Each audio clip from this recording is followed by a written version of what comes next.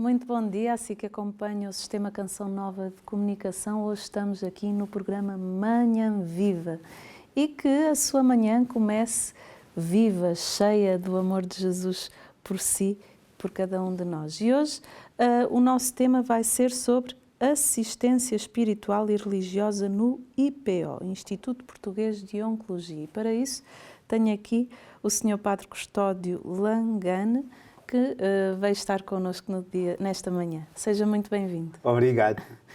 E antes de iniciarmos o nosso tema e a nossa conversa, vamos iniciar a nossa manhã com um momento de oração que eu convido o Sr. Padre a orientar. A oração que temos é aquela de São Francisco de Assis, que é a oração da paz. Esta prece hoje é pela paz no mundo e a minha prece também é pelos doentes oncológicos, os que estão em casa, nos hospitais, mas em especial os que estão no IPO de Lisboa. Eu queria rezar de modo especial pela pediatria, por todas aquelas crianças que estão na pediatria, e queria rezar pelo Tiago, que está nos Açores e que faz parte da nossa vida e sempre que está no IPO dá alegria a pediatria e a capelania. E queria também rezar por todos os profissionais de saúde que no dia a dia, no IPO de Lisboa, dão o melhor de si mesmos para ajudar os doentes a encontrar caminho para a saúde e para o bem-estar. Em nome do Pai, do Filho e do Espírito Santo. Amém. Senhor, fazei de mim um instrumento da vossa paz. Onde houver ódio, que eu leve o amor. Onde houver ofensa, que eu leve o perdão. Onde houver dúvida, que eu leve a união. Onde houver discórdia, que eu leve a união. Onde houver dúvida, que eu leve a fé. Onde houver erro, que eu leve a verdade.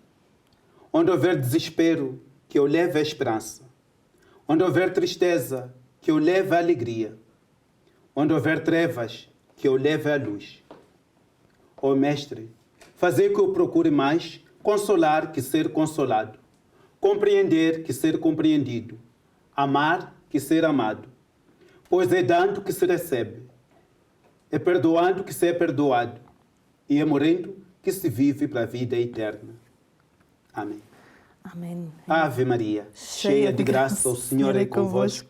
Bendita sois vós entre as mulheres, e bendito é o fruto do vosso ventre, Jesus. Santa Maria, Mãe de Deus, rogai por nós, pecadores, agora e na hora da nossa morte. Amém. Em nome do Pai, do Filho e do Espírito Santo. Amém. Eu quero convidar o Sr. Padre a ir connosco para a mesa do pequeno almoço. Obrigado.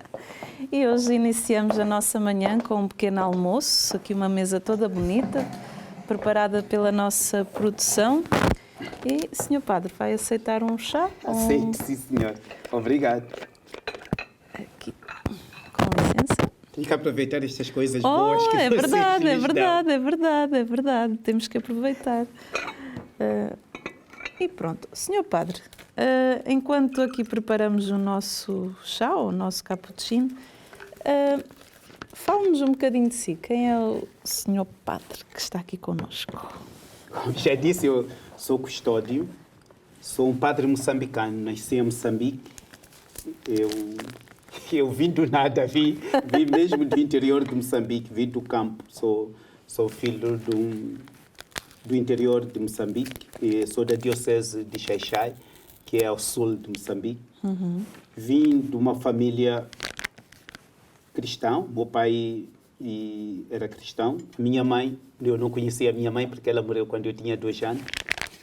E éramos 4 irmãos, morreram os 3 da parte da minha mãe e fiquei eu sozinho. Depois o meu pai casou-se de novo com a minha madrasta e tem 6 filhos. Então somos agora uma família de 7 irmãos. E tenho 23 sobrinhos. Uhum. E cresci lá nessa aldeia que é Messano, depois passei para Macia e depois para continuar os estudos, passei para Maputo. Sim, sim.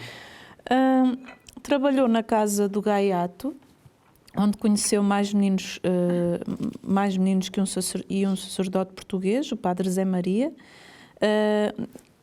que tinha ido buscar à lixeira. Fale-nos da importância da casa do Gaiato na sua vida, de que forma é que o trabalho do padre Zé Maria marcou a sua vida?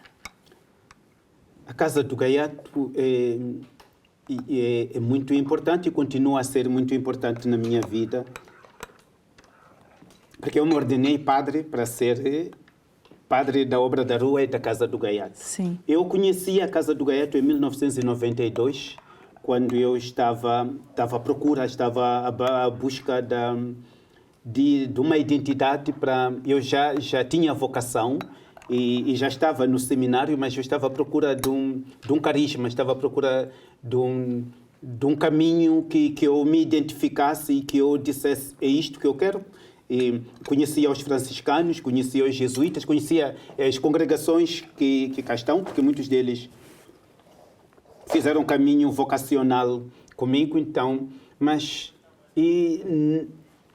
ainda faltava-me alguma coisa, eu estava inquieto, sentia que... Obrigado. Sentia que necessitava de alguma coisa mais. Uhum. Então, eu fui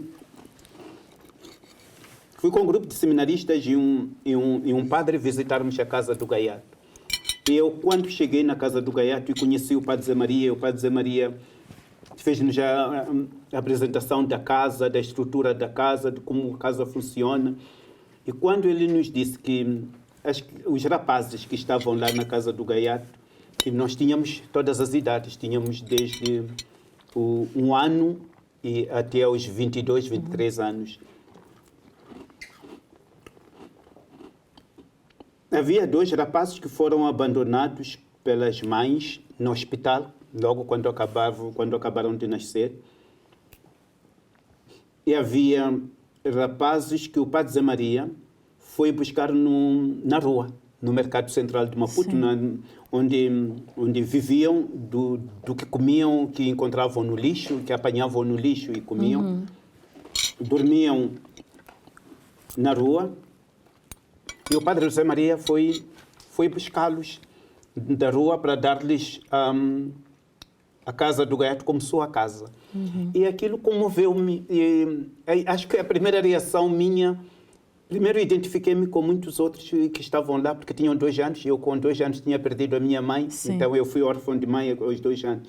E depois, ao ver aquele desafio todo daqueles rapazes, bem comportados, comprometidos com a vida, em várias tarefas da casa, na vacaria, nas pocilgas, no galinheiro, nas oficinas, na carpintaria, todos muito envolvidos, empenhados e a dar o melhor de si mesmos. E eu disse, é isto que eu quero. Eu gostava, porque o padre Zé Maria também desafiou-nos e disse, eu sou padre português, estou cá já há muitos anos, e não tenho vocações, precisava de alguém que se oferecesse para dar continuidade, para também servir a esta obra. E eu acho que ali nasceu a minha vocação para a Obra da Rua. Terminei a formação, fui ordenado e fui enviado logo para a Casa do Gaiato de Benguela, em Angola. Eu nunca trabalhei na Casa do Gaiato de Maputo. Ah, que interessante. Apesar de ter passado por lá várias vezes, quando tinha as férias no seminário, sempre ia passar na Casa do Gaiato, nunca ia à casa da minha família.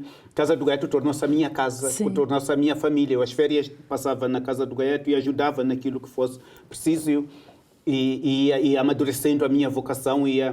Mas logo depois da ordenação, que eu pensava, agora vou estar aqui, vou trabalhar com o padre Zé Maria e vou crescer mais, e fui enviado para a Casa do Gaiato de Benguela, em Angola.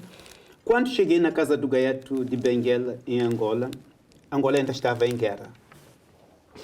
Para mim foi um desafio muito, muito grande, porque eu já tinha saído da casa dos meus pais, porque eu fiz os meus estudos na África do Sul. Eu tinha feito a teologia na África do Sul. Não é o sair de Moçambique para Angola que mexeu comigo, mas foi para ir para uma terra onde havia guerra. e ir começar a vida numa casa do Gaiato completamente diferente da casa onde eu cresci como custódio, não é? Que foi a casa do Gaiato de Maputo. E onde com o Padre Maria tinha a irmã Quitéria, que era uma religiosa brasileira que tinha deixado a congregação para dedicar-se ao serviço da obra da rua e abraçar o projeto da obra da rua com o Padre Maria. E a irmã Quitéria continua lá. Então, quando eu cheguei em Benguela, eu senti-me completamente perdido. Desinstalado. Mas muito motivado, porque era o meu primeiro ano de sacerdote. A casa do Gaiato de Benguela era o meu primeiro amor como sacerdote para abraçar aquela casa e servi-la. Então, a motivação que eu levava, a força de vontade e o entusiasmo que eu tinha foi superior ao medo. Então, isso ajudou-me a integrar-me na casa do Gaiato. Depois de um mês, eu já me sentia em casa, já conhecia os rapazes todos pelo nome e percebi que as mesmas características que a casa do Gaiato de Maputo tinha também a casa do Gaiato de Benguela. Os mesmos problemas que a casa do Gaiato de Maputo tinha também a casa do Gaiato de Benguela. Nós, na casa do Gaiato de Benguela, tínhamos muitos rapazes que tinham visto os seus pais mortos durante a guerra da UNITA e MPLA e que vivenciaram, rapazes que passaram por traumas muito grandes. E o desafio era enorme, porque o desafio era mesmo saber acolhê-los, saber compreendê-los, saber ajudá-los a ultrapassar os traumas e a viver aquele ideal do Padre Américo de fazer de cada rapaz um homem. E muitos se fizeram homens. E isso é a obra de Deus, porque nós não somos nada, nós só somos simples instrumentos de Deus, como diz esta oração que acabamos de rezar de São Francisco de Assis. E eu senti ali a presença de Deus em mim, porque era um padre jovem. E quando cheguei na casa do Gaiato de Benguela, o Padre Manuel, que era o padre responsável da casa do Gaiato, tirou logo férias, veio para Portugal e disse: Fica aí. E então eu comecei a caminhar assim com a força de Deus, com a ajuda do Divino Espírito Santo. E é aí que eu percebi que esta obra era de Deus e que eu com Deus podia e que não deveria ter medo e que deveria estar ali porque era o meu lugar naquele momento. Deus queria mesmo que eu estivesse ali. Senti isso, percebi isso, entendi isso e mesmo na oração, a oração foi muito importante para mim. Porque quando nós estamos longe da nossa terra, longe do nosso povo, longe do nosso meio, e novos, porque eu era muito novo, eu tinha 26, 27 anos, então 27 ou 28 anos, então era novo, e sem experiência nenhuma de estar à frente de uma casa do Gaiato. Mas isso ajudou-me a amadurecer. Eu sinto que foi o período em que cresci mais do que em qualquer outro momento que eu estava protegido, ou porque quando estava no seminário, porque eu tinha os meus superiores que me orientavam o que eu deveria fazer, o que eu não deveria, ou quando o diácono, porque estava com um padre que me orientava e me ajudava. E ali eu senti que tinha que voar sozinho e com Deus. E isso foi muito importante, porque tinha que tomar decisões e tinha que assumir as decisões que tomava. Cometi muitos erros e tinha que aprender com os erros que eu cometi. Cresci muito com esses erros e isso ajudou-me a tornar-me uma pessoa mais humana. Eu sinto que a Casa do Gaiato fez de mim uma pessoa muito humana, fez de mim uma pessoa alegre. O facto de realmente querer transmitir alguma esperança àqueles rapazes que vinham de situações tristes e difíceis, fez de mim, eu cultivar em mim a alegria e procurar chegar até eles com gestos de alegria, com acolhimento, com ferramentas próprias que fossem capazes de fazer com que eles fizessem um caminho de cura, porque o que eles precisavam era realmente curar as imagens todas que traziam do passado. E isso fez com que eu amadurecesse muito. Quando o Padre Manuel voltou de férias, disse: "Uau, quem é este?" É verdade. Porque eu acho que ele encontrou uma pessoa diferente daquela que deixou, porque deixou um rapaz cheio de medo, a tremer, e voltou e encontrou um homem. Cheio de têmpera. Sim. E Deus fez um trabalho em mim. Eu acredito isso. E eu dou graças a Deus por ter passado por essa experiência. Então, dali fui transferido para a Casa do Gaiato de Malange, que era mais difícil no sentido de ser uma casa que estava muito longe de Luanda e com poucos meios e com muitas dificuldades. E tinha Bans Rapazes, que é a casa do Gaiato de Benguela. E estava lá um sacerdote, o Padre Telmo, que ainda é vivo, que quando eu cheguei, o Padre Telmo tinha 60 anos, 62, 63.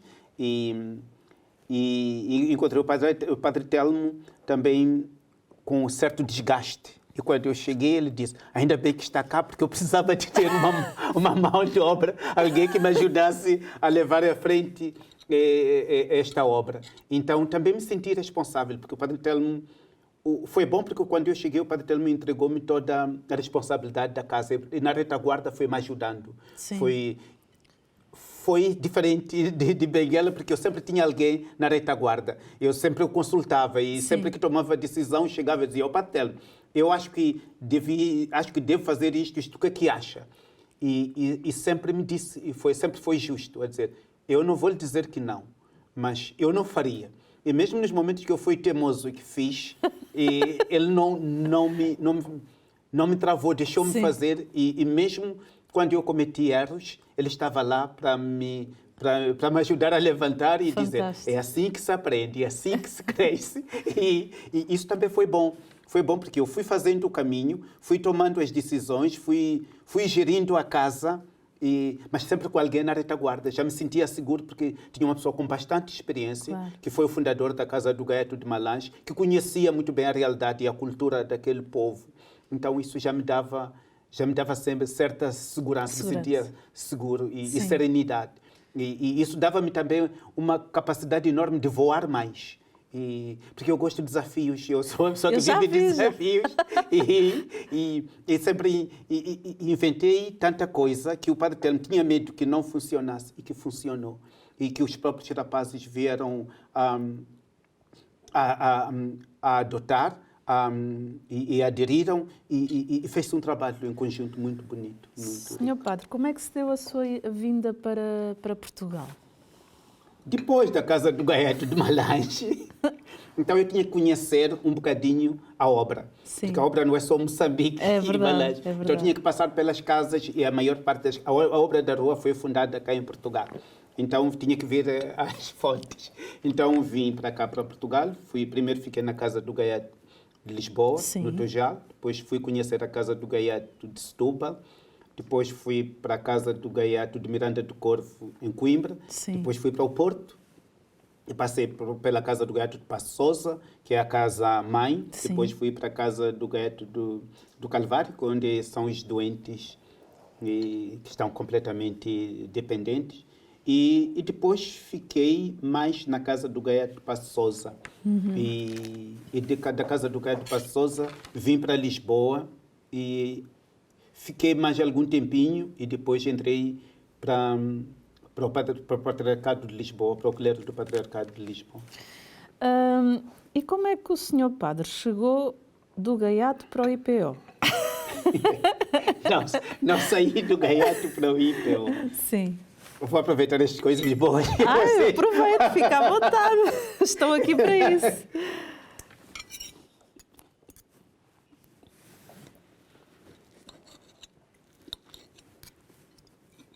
Eu conheci o Padre Antônio Ramires em Fátima, no retiro do clero diocesano, dos padres diocesanos de Lisboa. E fui fazer uma experiência nas paróquias onde ele estava, em Ramalhal, em Machial, Outeiro da Cabeça, na Vigaria de Torres Vedras.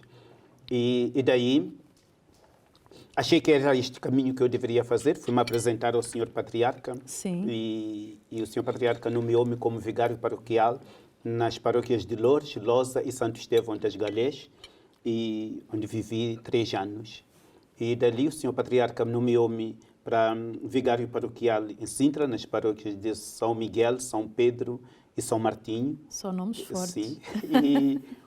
E depois de algum tempo, o Senhor Patriarca nomeou-me pároco para as paróquias de Chileiros, Alcaínça e Igreja Nova, na Vigaria de Mafra.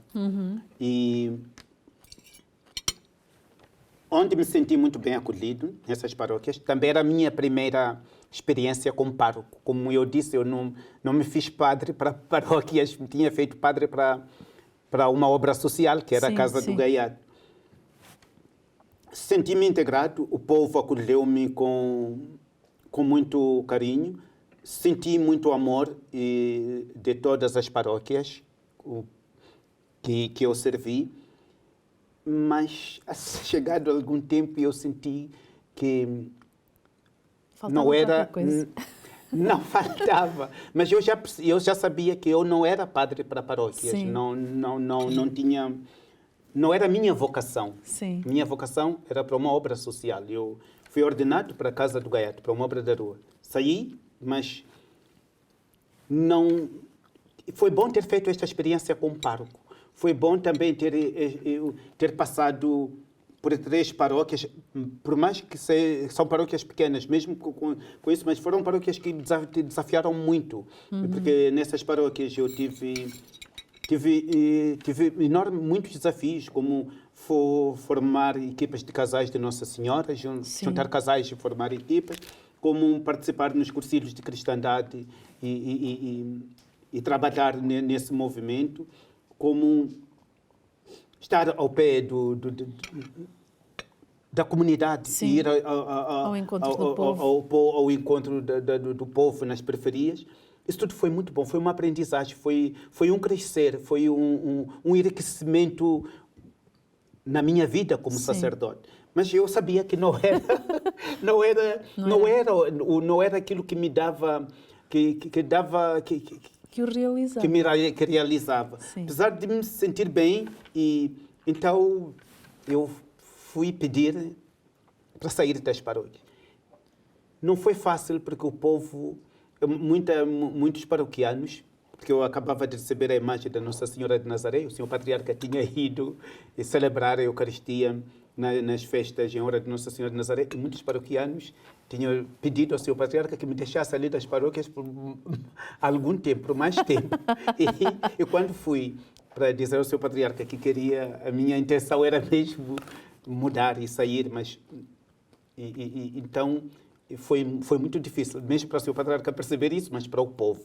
E saí das paróquias, saí de pároco para capelão do IPO. Sim. Não saí da Casa do Gaiato para o IPO. Tive ali uma pausa. Sim, a trabalhar nas paróquias. O que foi muito bom também. Foi um tempo rico, mesmo, de experiência e da espiritualidade das próprias paróquias e das vivências do meio do povo. Para mim, como moçambicano, até foi uma maneira de me integrar mais na cultura e nos hábitos, nos costumes do povo. Porque quando nós estamos na Casa do Gaiato, estamos fechados só naquele ambiente. Sim. E pouco chegamos a saber e conhecer. Mas nas paróquias, onde fui exposto à cultura e aos verdadeiros valores do povo, aquilo que o povo é, o que o povo vive, o que o povo sente, o que o povo espera. E isso tudo... foi bom para mim. Sim, e preparou foi uma preparação para o IPO. Deus sabe o que faz. Deus tem os seus caminhos, não é, Sr. Padre? E Deus estava a preparar-me para esta missão, porque eu sinto que agora... não é por eu dizer isto, mas é porque já ouvi isto dos próprios profissionais de saúde. Já ouvi dos doentes. Vários doentes disseram-me isto, mas muitos profissionais de saúde disseram-me isto, que é bom que eu esteja ali, porque sou útil ali, porque a minha presença faz bem, não só aos doentes, não só aos familiares dos doentes, mas também aos próprios profissionais de saúde. E isto faz-me perceber que Deus estava a preparar-me para Exatamente. aquilo. No primeiro dia que eu entrei no IPO... Senhor Padre, já vamos falar do primeiro dia... Porque a nossa primeira parte, ela já foi. Já foi? Já foi. Eu ainda não comi nada. Olha, já vi. Vamos continuar aqui o nosso pequeno almoço, o nosso intervalo. E acredito que deva estar totalmente cativado e emocionado com a história aqui do Sr. Padre. E é interessante porque eu não sabia da história do Sr. Padre antes de começarmos o programa, e eu falei para ele assim: se as pessoas lá no IPO o virem todos os dias com esse sorriso, elas até ficam um bocadinho melhores. E realmente aqui está uma vocação para o serviço ao próximo. Vamos para um brevíssimo intervalo e já voltamos.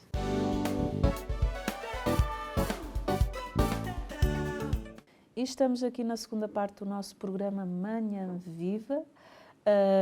E estamos aqui a falar do Instituto Português de Oncologia, em que o Sr. Padre é capelão em Lisboa, Sim, não é? sim. Estávamos aqui a falar da sua chegada ao IPO. Como é que foi essa chegada ao IPO? Eu, quando cheguei no IPO, é verdade, porque depois de sair da minha nomeação para ir para o IPO, o que eu ouvi, o feedback assim, dos meus amigos e das pessoas era: o Padre Custódio é uma pessoa muito alegre e agora foi meter-se no IPO, não vai conseguir. Então, e o primeiro dia que eu entrei no IPO, eu só ouvia isso. É uma pessoa alegre e veio para aqui, que é um lugar de muito sofrimento, e não vai conseguir. E vai acabar ficando doente. E isto acabou tendo muita importância em mim. Comecei a dar importância a isto. Então, no primeiro dia que eu entrei no IPO, a capela, eu primeiro fui à capela. Sim. Oferecer-me ao Senhor, dizer: olha, estou cá para aquilo que precisar de mim. Se eu não conseguir, dê-me o discernimento de eu voltar a ter com o meu bispo e dizer: afinal, não consigo. Foi esta a minha oração. Sim. Quando cheguei. E eu, ao sair da capela, ao lado da capela está a pediatria. Eu disse: então vou para a pediatria. Começo pela pediatria. Então, lá peguei a bata, pus a bata e peguei o cartão para abrir a porta e abri a porta da pediatria. A tremer. Eu sei que estava a tremer. E cumprimentei algumas enfermeiras auxiliares que encontrei pelo corredor e ouvi: é o novo capelão. E entrei num quarto. Eu acho que foi tão importante isto, porque no quarto onde eu entrei estava o Tiago que eu dos disse Açores. que eu era rapaz, uma criança dos Açores. E eu, quando entrei, o Tiago disse: ai, que sorriso tão bonito. E eu, então, se o sorriso serve, então estou no lugar certo. Então, obrigado, Tiago. Eu quase saltei para dar um abraço ao Tiago, porque aquilo fez-me tão bem. Eu ia ali, cheio de medo, ia ali a tremer, ia ali com isto tudo que eu disse que tinha valorizado muito. E encontro o Tiago, que está ali acamado, a reparar para um pormenor tão simples, para o sorriso. E eu percebi que não é preciso dar muito. É preciso dar aquilo que eu sou. Porque aquele sorriso é meu mesmo. Eu sou. Se calhar é a única coisa boa que tenho, é o sorrir, é o ser alegre. E percebi que estou no lugar certo. Uhum. E foi tão importante o que o Tiago me disse, porque deu-me esta força, esta serenidade, esta segurança, este sentimento de paz, de me sentir que afinal, não devo valorizar aquilo tudo que andei a ouvir, mas devo realmente agarrar-me ao que é essencial. E pronto, depois saí dali, entrei no outro. Foi bom ter começado pela pediatria, porque, como eu te disse, eu vinha também com a experiência da Casa do Gaeta, onde tinha trabalhado com crianças e com adolescentes. Então, ali era um ambiente meu, mais familiar. Mais familiar, que eu já estava habituado a lidar com crianças, embora não com crianças doentes, não é naquele ambiente de oncologia, mas foi bom ter começado pela pediatria e foi bom ter começado pelo quarto do Tiago e ele ter me dito isto. Eu sinto que foi Deus que me disse isto, que não precisas de ter medo, precisas confiar e seguir. Estás aqui, é aqui onde deves estar e para servir. No fundo, foi uma confirmação da vontade de Deus para si. Foi.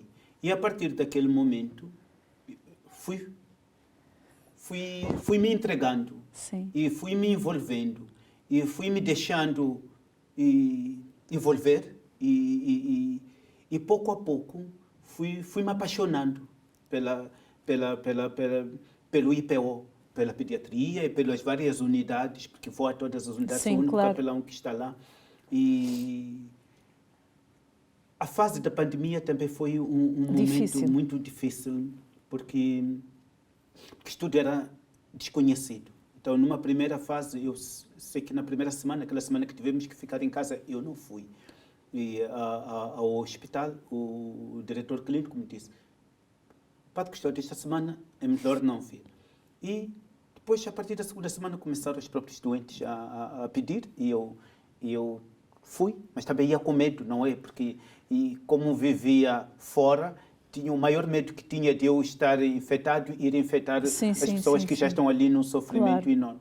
Mas depois, como as condições próprias do IPO, do pessoal de saúde, a forma como nos equipávamos para entrar para junto dos doentes, transmitia segurança, e isso deu-me também esse conforto que posso ir ao pé do doente, posso tocar o doente. Também tinha as luvas, e também ao sair de um doente para ir para o outro, mudava de todo o equipamento. Isso também fez-me, e pouco a pouco, ir me habituando. E foi muito importante, foi um período muito importante. Eu acho que o período mais importante da minha estadia no IPO foi este, em que os doentes não tinham visita e esperavam a visita do sacerdote. E depois havia muita gente de idade que não conseguia comunicar-se com os seus filhos. E eu ligava. Foi aqui que começaram aquelas coisas de usarmos o Zoom, usarmos o WhatsApp e o vídeo. Então eu ligava e falava com a família. Isto tudo foi quebrando aquele vazio, aquela solidão da pandemia. De estar lá. E uma experiência também muito rica foi quebrando o fator religião. Porque eu vou a todos. E foi o momento que eu comecei a ir a todos. Eu lembro-me que, também foi na pediatria, que eu entrei num quarto onde estava o Henrique. Os pais do Henrique são brasileiros e são batistas. E o senhor disse-me, eu entrei e eu levo sempre, vou assim, sempre vestido, ponho a bata, porque eu punha a bata e diziam, senhor doutor, e eu passava por médico, e não era isso que eu queria passar. Queria passar mesmo que eu era sacerdote, que estava ali para assistência espiritual e religiosa, e então identifiquei-me como tal. E ele disse, senhor padre, nós não somos católicos. E eu disse, eu não venho cá como padre católico, venho cá como assistente espiritual para visitar-vos e para estar com ele. Que bonito. Foi tão bonito, porque depois o pai é que me chamava. Sim, e dizia, padre, faz uma oração. É a primeira vez que ele me pediu para fazer uma oração. Eu pensei, o que é que eu vou rezar? Então eu disse, olha, vamos orar juntos. E rezou o Pai Nosso.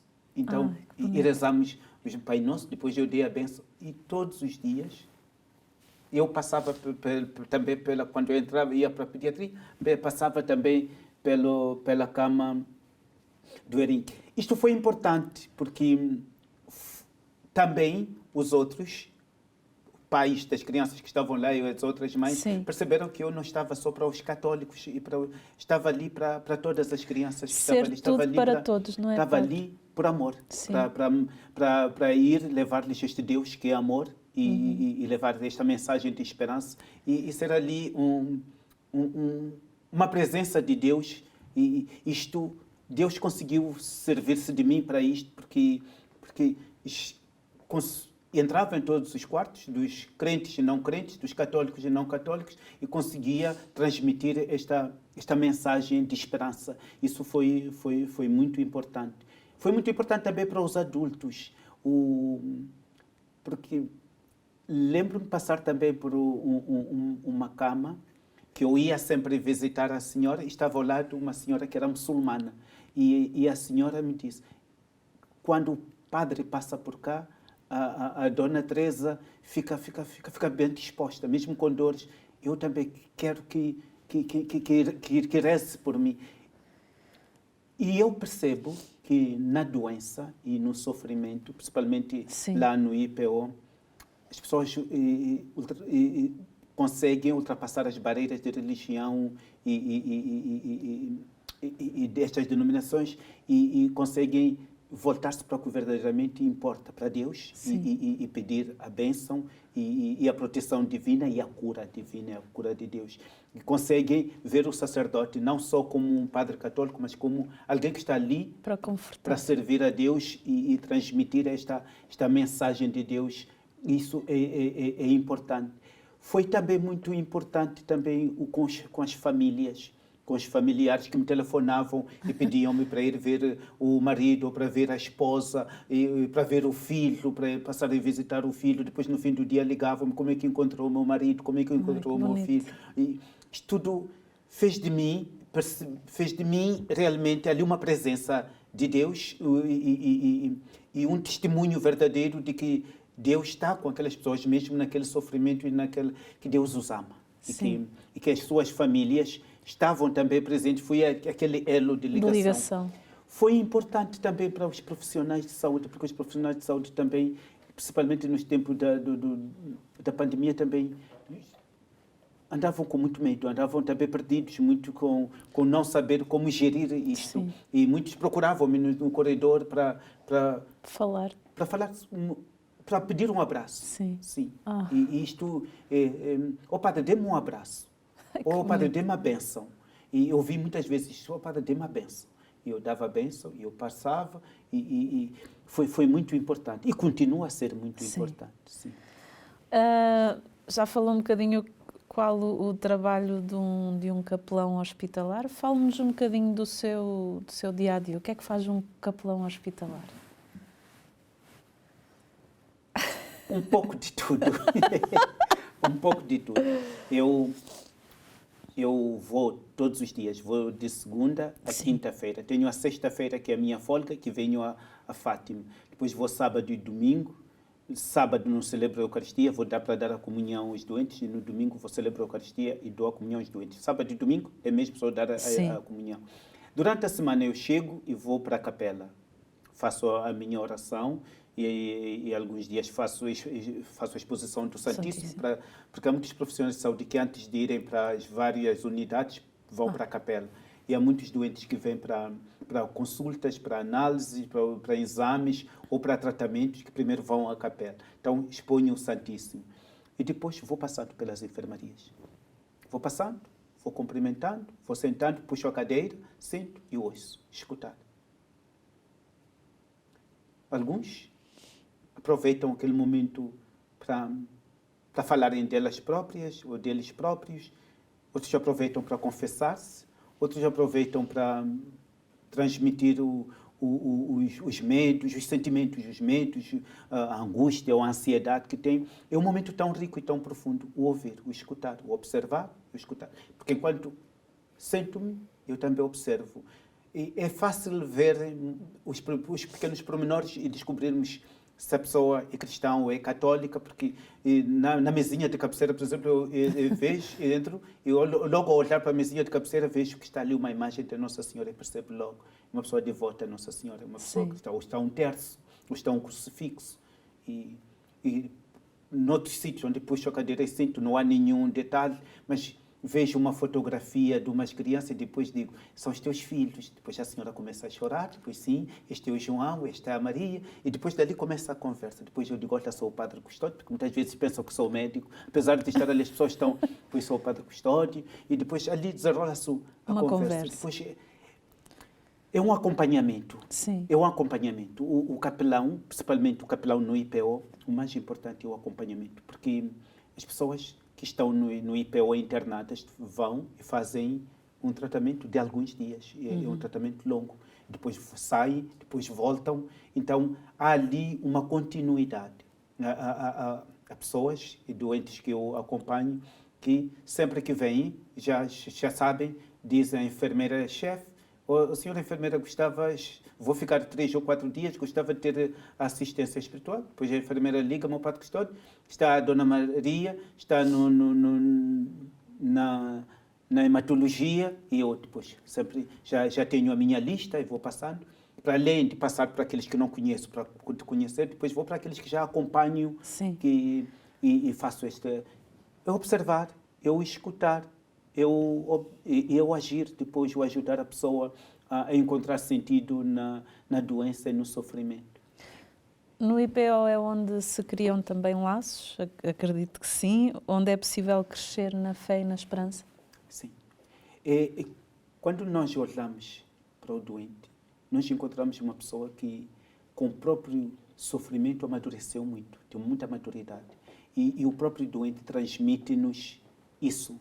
e transmite-nos a sua espiritualidade, a vivência da sua espiritualidade, a sua caminhada de fé, a sua esperança e, sobretudo, transmite-nos o como vive a sua doença. E é uma aprendizagem enorme.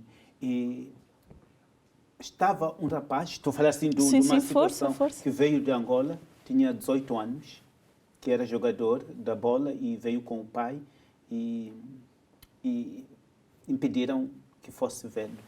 E fui velho, não era católico. E passei a acompanhá-lo. E um dia eu perguntei-lhe: o que é a qualidade de vida para ti?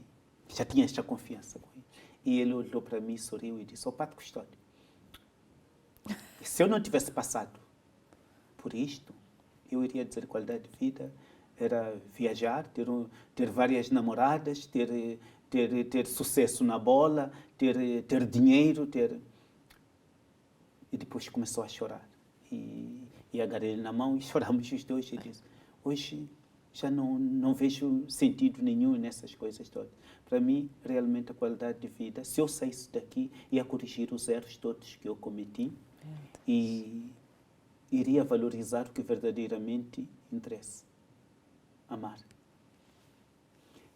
Muitos doentes que estão no IPO, que saem e que se curam, voltam e são voluntários. Ai, que bonito. E são voluntários. Descobrem que o verdadeiro sentido da vida está no dar, está no amar. Porque pelo sofrimento, pela escola própria, porque o IPO é uma escola de vida. É impossível passar pelo IPO e não aprender. Como doente, como profissional de saúde, como capelão, como voluntário. Todos aprendemos. Todos aprendemos, todos recebemos tanto, e se calhar mais do que damos. E os doentes são uma escola de vida, são uma lição mesmo de vida. E nós, quando olhamos para o caminho que fazem, principalmente o caminho de esperança, as mães que estão na pediatria, desde o primeiro minuto que entram naquela casa, até quando saem, ou porque o filho ou a filha cura e voltam para o seu ambiente, ou parte para o céu, tem esperança até o último dia. Eu nunca vi uma mãe desistir. Mesmo quando, a nível da ciência, os médicos dizem que tratamento já não temos, as mães sempre têm esperança de que ainda se pode fazer alguma coisa. Aprende-se muito. E eu aprendi com as mães do IPO a ser um homem de esperança. Sim. A saber esperar, não desistir e acreditar que amanhã será diferente. Senhor Padre, sente-se uma pessoa mais humana desde que trabalha no IPO?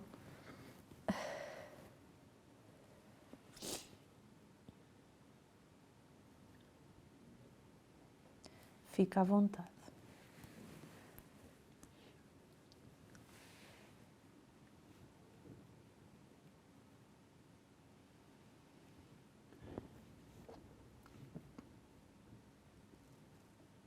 Eu acredito que todos que trabalham no IPO, os médicos que estão no IPO, estão lá não só porque são profissionais de saúde e não só porque estão ali para ganhar o pão para sustentar as suas famílias. Estão ali porque são apaixonados por aquilo que fazem e que gostam daquilo que fazem. E isso também foi muito importante para mim. Claro. Eu gosto de ser padre e sou feliz como padre, mas com os médicos aprendi a ser apaixonado pelo sacerdócio. Eu vendo os médicos apaixonados por aquilo que fazem. Eu lembro que um dos médicos que é meu amigo foi de férias. E quando voltou, eu disse: eu tinha saudade dos doentes. Que bonito. É verdade. Olha, é verdade. Eu tinha saudade dos doentes. E já ouvi isto de tantos outros. As enfermeiras, os enfermeiros auxiliares, mesmo as senhoras da limpeza, eu sinto uma preocupação. Houve uma senhora da limpeza que me encontrou no corredor e que já sabia que eu acompanhava uma senhora. Ela disse, está no quarto 8. Isso encheu-me, porque ela não está ali só a limpar, mas também está atenta, também dá-se. E é isto que é importante. É isto que eu digo que o IPO é uma casa onde se vive muito amor. É uma casa onde se vive muito amor, onde se criam laços. Sim. E nós somos frutos de afetos. E nós damos-nos tanto e recebemos tanto também dos doentes. Sim, e dos familiares. Isso é muito bonito, porque eu já tive a oportunidade de ir ao IPO algumas vezes, acompanhar pessoas. E eu acho assim, a partir do momento que nós entramos, às vezes está lá o segurita ou a pessoa que está na secretaria, é uma gentileza e uma delicadeza, desde o voluntário que está só a perguntar, quer água, quer café, quer uma bolachinha, até ao enfermeiro, ao médico, ao auxiliar, ou a pessoa que está a cuidar da limpeza, são todos tão delicados, tão simpáticos, que eu vou assim, meu Deus do céu, a pessoa que chega ali com uma incerteza ou com doença, ela até se sente mais confortada. E isso que o Sr. Padre está a dizer é verdade, tem toda a razão. Eu tenho uma amiga que foi ali também, e o marido ligou-me e eu fui vê-la. E eu disse, então como é que tu te sentes?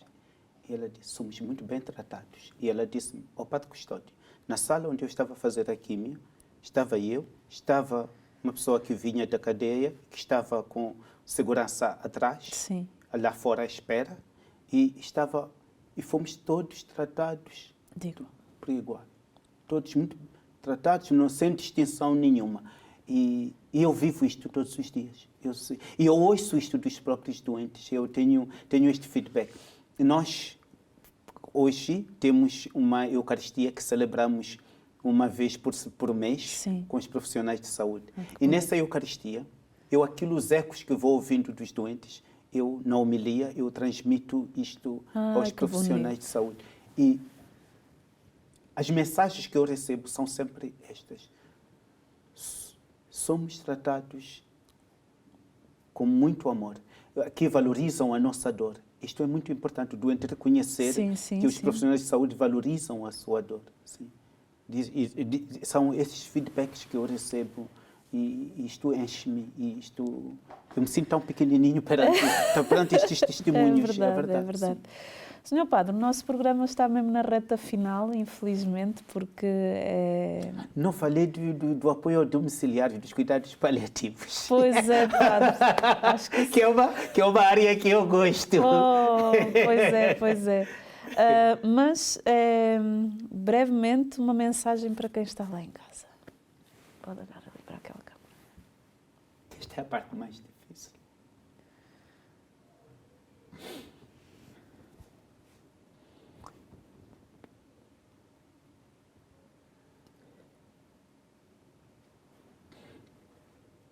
Esta mensagem é especial para todos que trabalham no IPO. E queria agradecer a Deus pelo dom de cada um de vós, pelo dom de todos os médicos, enfermeiros, auxiliares, da limpeza, da segurança, os voluntários.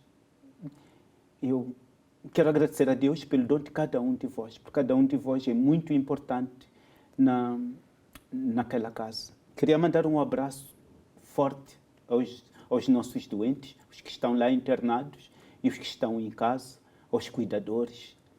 Queria mandar um abraço enorme à minha equipe dos cuidados paliativos e dizer que gosto muito de ir convosco à casa dos doentes, invadir aquela privacidade da casa deles e tocá-los e transmitir-lhes que, mesmo estando em casa, estão nos nossos corações.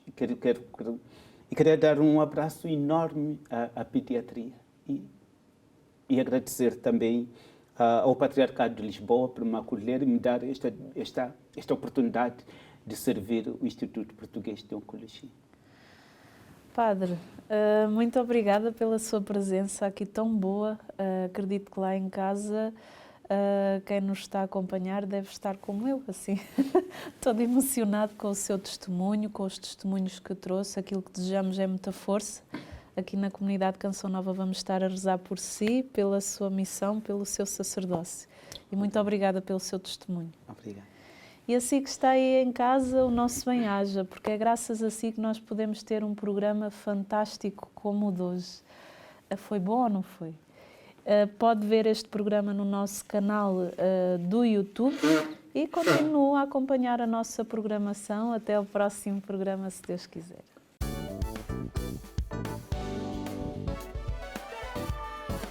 Se gostou deste programa, clique aqui na nossa playlist aqui em baixo para ver outros episódios. Se ainda não subscreveu o nosso canal do YouTube, faça-o já clicando neste botão aqui do lado e será logo o primeiro a saber todas as novidades.